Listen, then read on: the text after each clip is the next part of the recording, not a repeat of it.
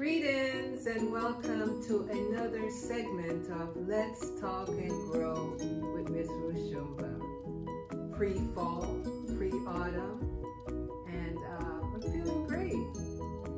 And today I have a special guest, as you know, sitting right next to me.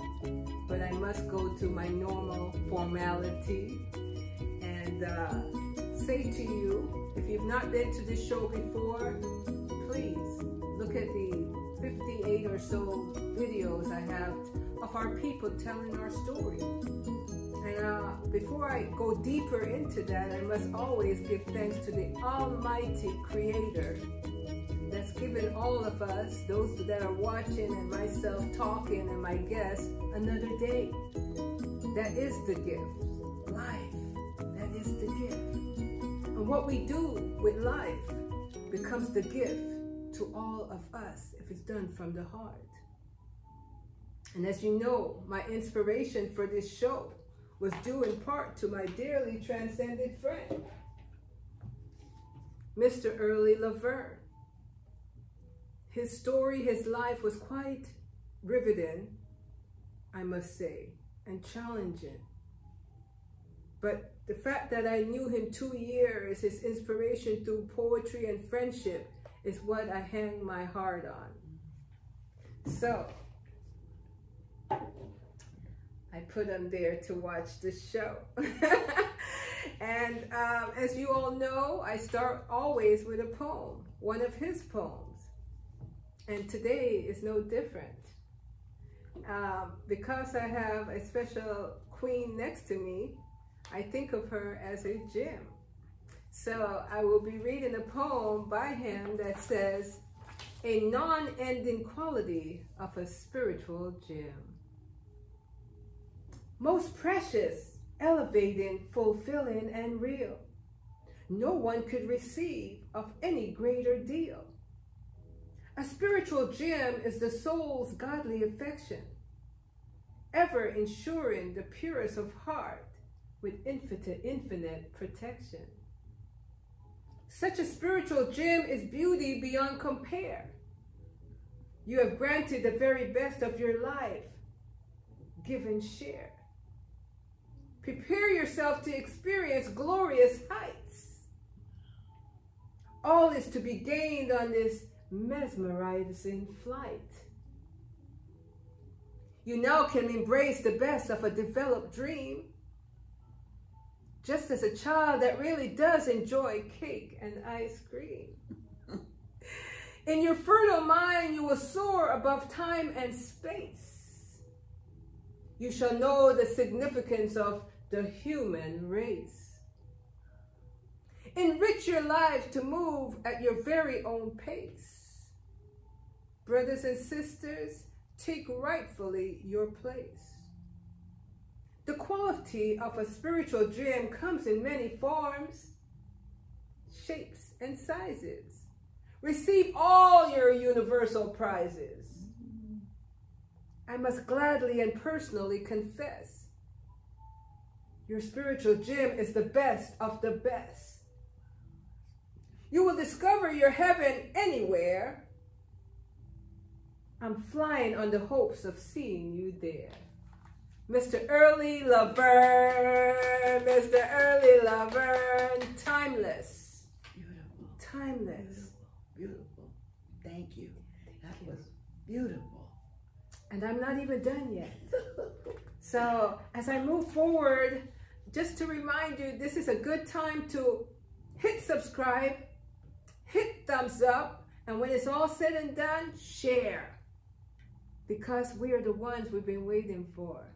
And I humbly do the work. So, I will introduce to you the gem that sits next to me. A woman of class, a woman of grace, a woman of humility. It's all the adjectives I must use to describe my guest this day. And it doesn't end there. For as the world knows, to be able to achieve the gift of time is no easy feat. Many speaks of one in long life, but echoes not the challenges that are aligned with it. Miss Marlena Turner is that gem. Thank you. She has weathered the storm of many seasons, and being a woman of African descent comes with added pressures that goes often unspoken. And yet, she has turned each lesson into a real sparkling diamond. Yes, gems. For we know that for a diamond to be made, it must withstand the pressure of the earth bearing down on it. Black woman, does that sound familiar? So to the young ones and those that are striving daily to get through, she shares today her gems freely with you. For in the passages of time, it will be the gem that becomes most valuable to you. Miss Marlena, I welcome you to Let's Talk and Grow with me, Miss Roshumba. Thank you for making time for the upliftment of all of us through your remarkable life story. What a wonderful. That's a tribute. My auntie would say, "Oh, you should." Oh, but thank you. You are welcome. And you know, I've been at this for a little over a year, almost 2 years. March will be, and you know, I don't have the production team that most TV channels and cable channels have. You know, it's the heart driving me to do my part. So I thank you for coming and, you know, being a part of a lovely experiment of bringing forth the truth in our community and the community of the world. Everyone needs to know what we go through and what it means to be able to get to the point that we are. And it's personal, what you're about to share today. And I give thanks for your openness to do that. All right, are you ready, audience? Here we go. Miss Marlena.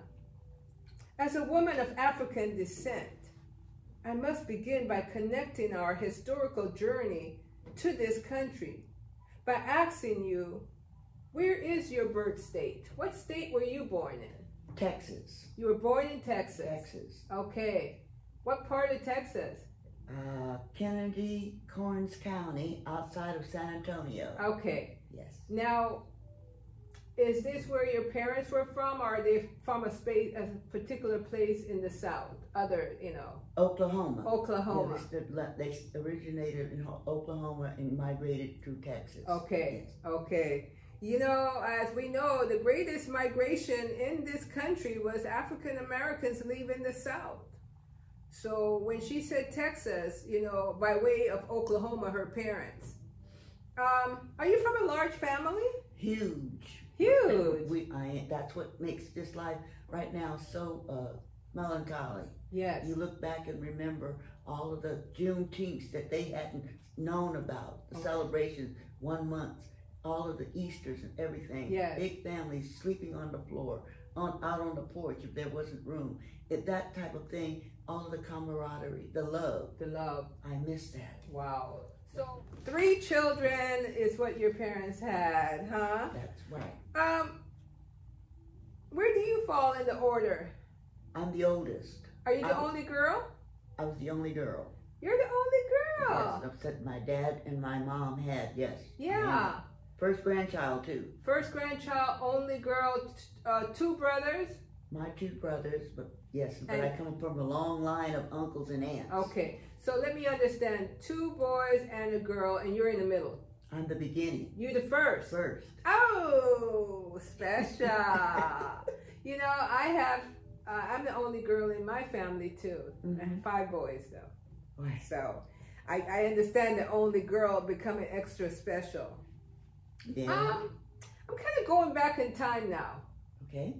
You know, because, you know, the world often would think that we were born big.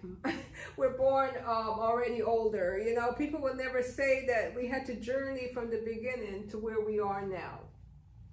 And I want to ask you, as a little girl, a little black girl in America, what were your dreams? What was it that you aspired to be? Growing up, I aspired to be a model, travel the world wide, do things really spectacular, entertain people. So you wanted to be a model and entertainer. Yes, I did. Who did you model yourself after? Don't say Maya Angelou. She was kind of doing modeling. Beverly Johnson. Beverly Johnson. Yes. Oh, I remember her. Yes, she was beautiful to me, just spectacular. Yes. But what I didn't know was when traveling, you'd have to leave home. That's the key word, travel, go. And like I said, I was from Texas and I was shy as hell. Okay. But I ended up being a banker. Okay. So traveling and modeling. Did you sew? No, I didn't sew, but I danced. You danced and you loved clothes. I could tell even now she is a fashionista. All right, she loves fashion and putting things together. Yes, that's right. How was the education then? Education, I was the only little black face in all college preparatory classes. I was there. My aunt and my grandmama instilled in me self-reliance, dedication, and getting an education. Okay, so you went to a preparatory school? Nope, I went to,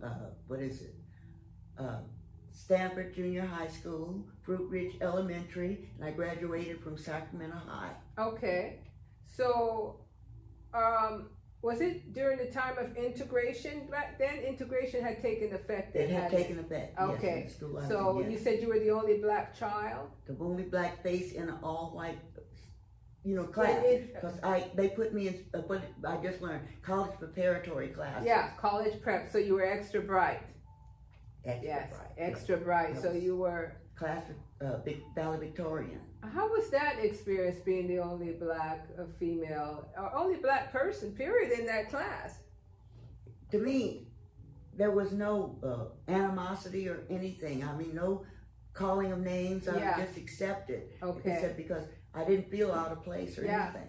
Because you were confident in yourself. Very. And did that confidence come from your parents always telling you that you are the greatest, it's most special? Yes, it did. It came from my grandmother and especially there were 3 aunts that raised me because my mother died when I was 3. And they raised me. So I have excellent black woman experience. Oh. And I don't take too much of anyone. So you were raised by your grandmother and your aunt? Yes. Matriarchs. Wow. So you had 3 moms. 3 moms. In exchange for that 1 mom. Yes. Yes. So audience, grandmothers play a very important role in the lives of children. They oftentimes share their wisdom, their experience, that at the time they are being shared and given, even the parents don't understand the power of that. And so when she said she was in college preparatory school, she's really speaking to all the wise and wisdom that was instilled by her grandparents and her aunts. Yes. So that is true. That makes you even that much more stronger to be amongst the diverse cultures of society. Yes. That's where I was. I was in the diverse classes because all of the classes I was in were from the children of lawyers, doctors, judges. I mean, everybody. Yes. They were all the people that were out there in the fabulous 40s, living amongst $100,000 homes back then. It was really so something. There were people with wealth to a certain degree. Yes. So you said you lost your mom at 3. Yes, I lost my mother when we were in childbirth.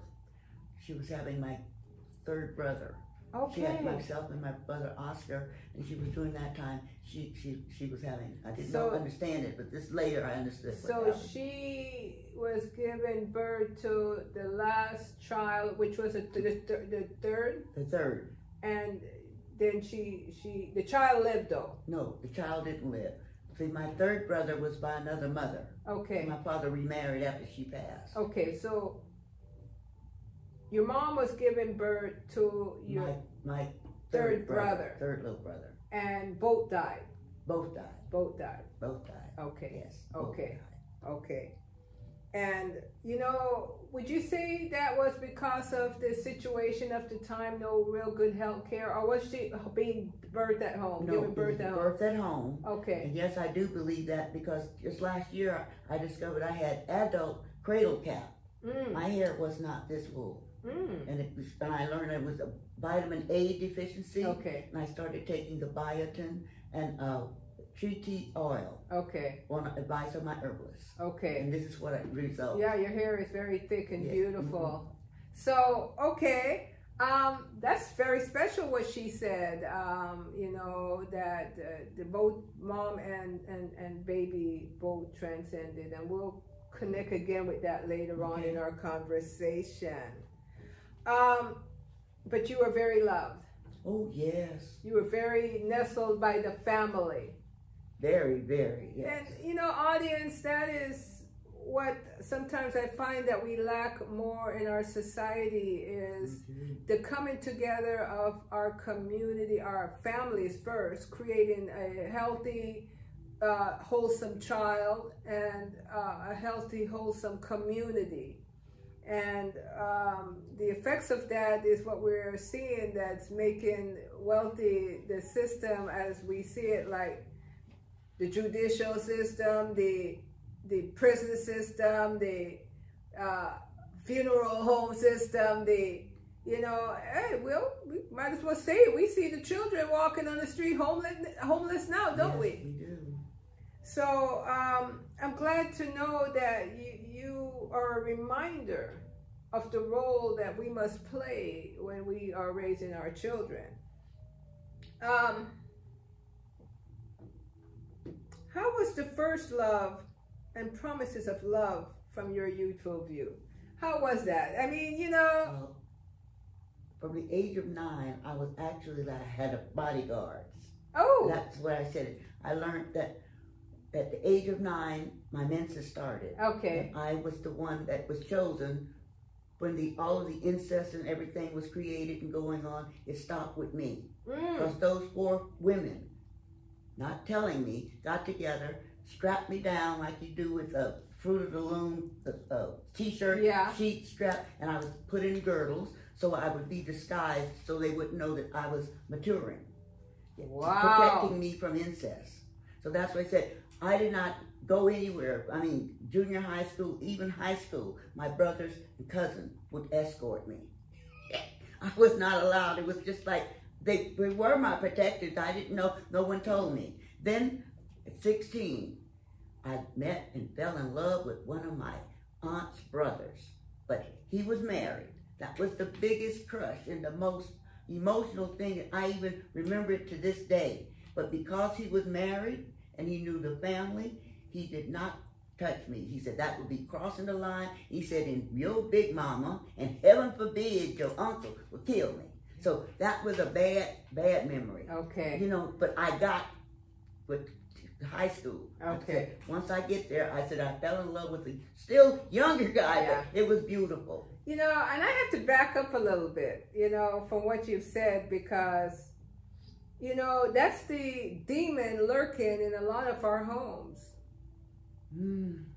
Is incest and child molestation. Yes. And it's well known that historically, when you study the genetics of African people, African females develop much earlier than most females. Yes. And I think that's connected to Africans, Eve, the first woman. And with that in place, you know, we come from a society that will say that the black woman really is not to be valued and protected. You know, through, you know, our enslavement, you know, anyone had a right to her body. She even had to use her breast to feed the babies of who she served. So to know that your aunties and your grandmother made, they did. They made you it know, they made it priority. Let's say priority. Yes. To protect you. Yes. Because I guess they know not only could you be violated, but you could have a baby earlier than you should. That's what they said. That most of that was coming about when even during slavery, children having children. Yes. You know, then these grown men molesting and in the family, right. all that going on. That's why I said you had all of these people with hysterectomies. Yes. You know, yeah. It was uncalled for. So that made it easier for you to have a healthier relationship when it was time to meet your spouse and so forth. So, because incest and molestation really not only affects the physical body, but it affects the psyche of the individual almost for life. For life. And sometimes some things you witness, you may have not been molested, but the things that you see with your other family members, same age or younger than you, going through what they went through. And you saw that? Yes, yes. And like I said, it had repressed it so long that until the memory came back, it was just as fresh as if it happened yesterday. Yes. So when even though you weren't the party that you witnessed to, you know, you grieve for that. Of course, yes. Of course. Wow. Mm-hmm. So, you married early? No, I didn't marry till I was 32. Okay. I had a home and a job. Oh, so you became a professional. Yes. Guided by your own creativity, strength, or was it your parents or your mom? No, my grandmother had a talk. When you could say they have a talk with the boys, my grandmother had a talk with me at 13. She point blankly said, I had 5 daughters and I raised 5 whores. She used the word whore because I looked at her. She said, but I don't want that for you. And from that day, it instilled in me to be self-determined, do something with quality, and make a person of dignity out of myself because I didn't want to embarrass her or ruin Adam's name. And that's what my destination. That's what I did. And I think I achieved it. Audience, you heard that, right? You see, her grandmother put her feet down. Mm-hmm. Because sometimes when we are the parent directly raising the children in our time, we're learning to be parents because there's no real school that you go to that teaches you to be a parent. It's on-the-job training. Yes. So by the time you become a grandmother, you now have some experience to pass on. So although you lost your mother, you gained a wise woman to make sure she elevated you and you didn't make as much of the challenging mistakes one could make. I did not make the mistake because I was watched, and I just said, and then when you try to think you're going to make a mistake, what would Big Mama say? There's always that little conscious mind behind you. You listen. So you see, hey, you know how my show goes. You know how my show goes. I want to delve deeper into what Miss Turner has to say, Miss Marlena, Queen the Gym. And so, you know, I like to pause, take a moment, so that you can kind of digest what she's saying, and we'll go to part 2. You see, it's important that we spread things out, audience, because I know your time is valuable. I know her time is valuable, and mine too. And as we could see, my sister, elder sister here, she's sharing pure wisdom.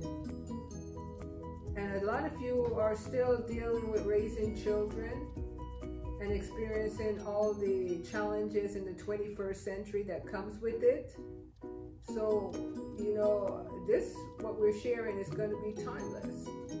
And so please, watch us on the other end, okay? And share it with a friend at Let's Talk and Grow with Miss Roshumba.